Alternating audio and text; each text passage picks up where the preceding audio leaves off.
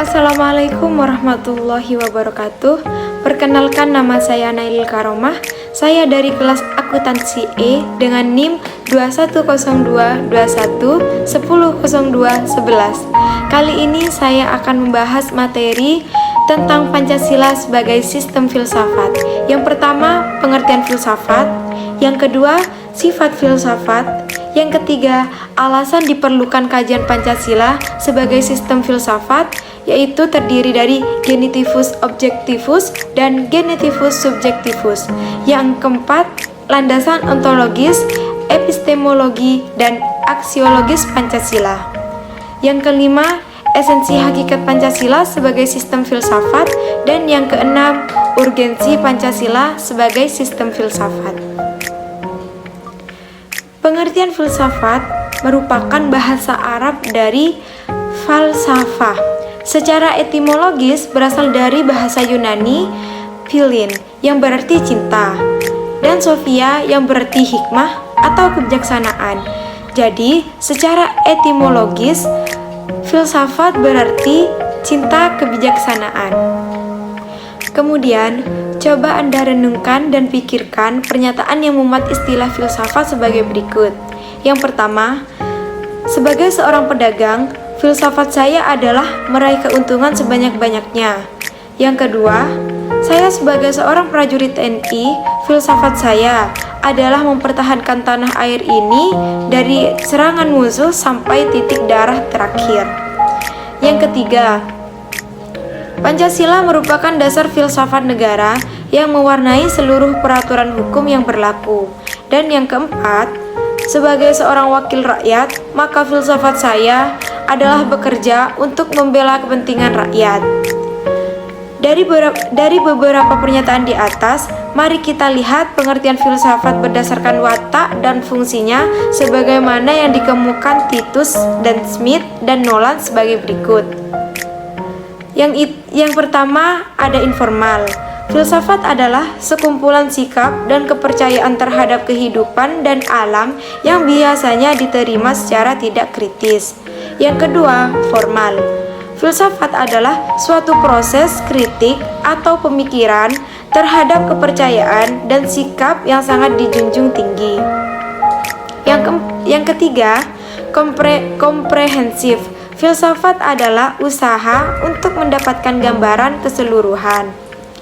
Yang keempat, analis linguistik.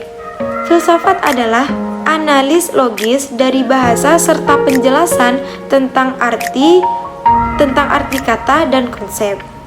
Dan yang terakhir, aktual fundamental. Filsafat adalah sekumpulan problematik yang langsung mendapat perhatian manusia dan dicarikan jawabannya oleh ahli-ahli filsafat. Berdasarkan uraian tersebut, maka pengertian filsafat dalam arti informal itulah yang paling sering dikatakan masyarakat awam. Sebagaimana pernyataan pedagang dalam butir 1, pernyataan prajurit butir 2, dan pernyataan wakil rakyat butir 4. Ketiga butir pernyataan tersebut termasuk dalam kategori pengertian filsafat dalam arti informal, yakni kepercayaan atau keyakinan yang diterima secara tidak kritis. Adapun pernyataan butir 3 merupakan suatu bentuk pernyataan filsafat yang mengacu pada arti komprehensif. Dengan demikian, Pancasila merupakan suatu sistem mendasar dan fundamental karena mendasari seluruh kebijakan penyelenggaraan negara. Ketika suatu sistem bersifat mendasar atau fundamental, maka sistem tersebut dapat dinamakan sebagai sistem filsafat. Filsafat sendiri mempunyai 4 sifat. Yang pertama, bersifat koheren, artinya berhubungan satu sama lain secara runtut, tidak mengandung pernyataan yang saling bertentangan di dalamnya. Yang kedua, bersifat menyeluruh, artinya mencakup segala hal dan gejala yang terdapat dalam kehidupan manusia. Yang ketiga, bersifat mendasar, yaitu suatu bentuk perenungan mendalam yang sampai ke inti mutlak permasalahan sehingga menemukan aspek yang sangat fundamental. Dan yang keempat, bersifat spekulatif, artinya Buah pikir hasil perenungan sebagai peranggapan yang menjadi titik awal yang menjadi pola dasar berdasarkan penalaran logis serta pangkal tolak pemikiran tentang sesuatu. Alasan diperlukannya kajian Pancasila sebagai sistem filsafat yaitu ada dua. Yang pertama, filsafat Pancasila sebagai genetivus objektivus. Yang kedua, filsafat Pancasila sebagai genetivus subjektivus. Genetivus objektivus yaitu nilai-nilai Pancasila dijadikan sebagai objek yang dicari landasan filosofisnya berdasarkan sistem-sistem dan cabang-cabang filsafat yang berkembang di Barat. Misalnya, Noto Nagoro menganalisis nilai-nilai Pancasila berdasarkan pendekatan substansialistik filsafat Aristoteles sebagaimana yang terdapat dalam karyanya yang berjudul Pancasila Ilmiah Populer.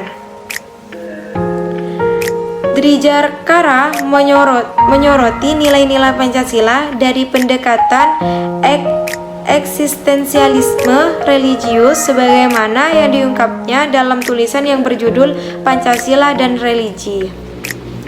Kemudian Genetivus subjektivus yaitu nilai-nilai Pancasila dipergunakan untuk mengkritisi berbagai aliran filsafat yang berkembang baik untuk menemukan hal-hal yang sesuai dengan nilai-nilai Pancasila maupun untuk melihat nilai-nilai yang tidak sesuai dengan nilai-nilai Pancasila.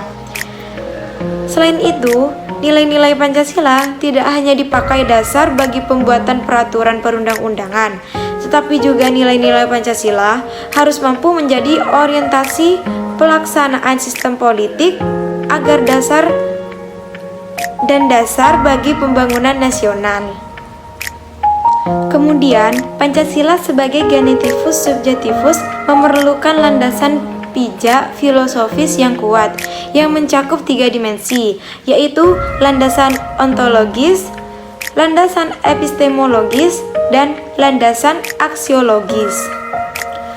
Landasan ontologis Pancasila yaitu landasan ontologis sebuah pemikiran filosofis atas hakikat dan raison d'être sila-sila Pancasila sebagai dasar filosofis negara Indonesia.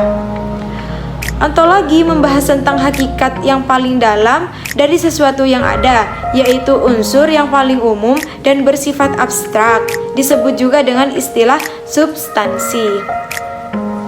Kemudian, landasan epistemologis Pancasila.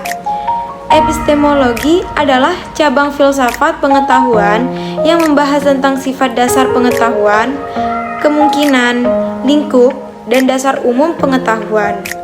Landasan epistemologis Pancasila artinya nilai-nilai Pancasila digali dari pengalaman bangsa Indonesia, kemudian disintesiskan menjadi sebuah pandangan yang komprehensif tentang kehidupan bermasyarakat, berbangsa, dan bernegara.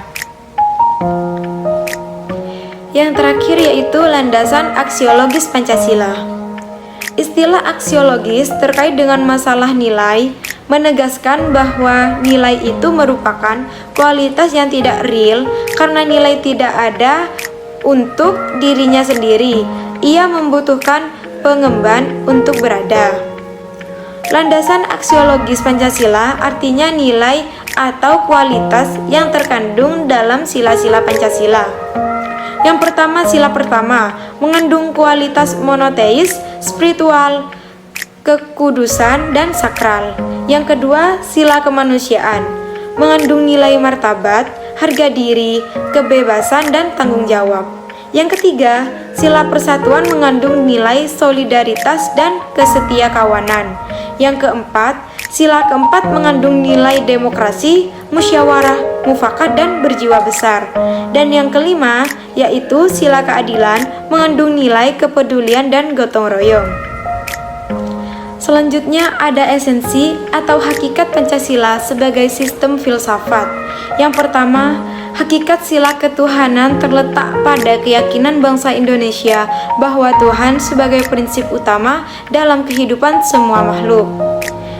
Yang kedua, hakikat sila kemanusiaan adalah manusia monopluralis yang terdiri atas 3 monodualis, yaitu susunan kodrat, jiwa raga, sifat kodrat, makhluk individu, sosial, kedudukan kodrat, makhluk pribadi yang otonom, dan makhluk Tuhan, noto nagoro.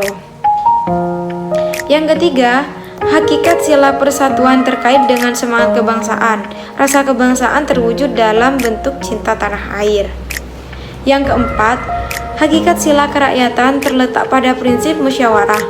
Artinya, keputusan yang diambil lebih didasarkan untuk semangat musyawarah untuk mufakat, bukan membenarkan begitu saja pendapat mayoritas tanpa peduli pendapat minoritas. Yang kelima, hakikat sila keadilan terwujud dalam 3 aspek, yaitu keadilan distributif, legal, dan komutatif.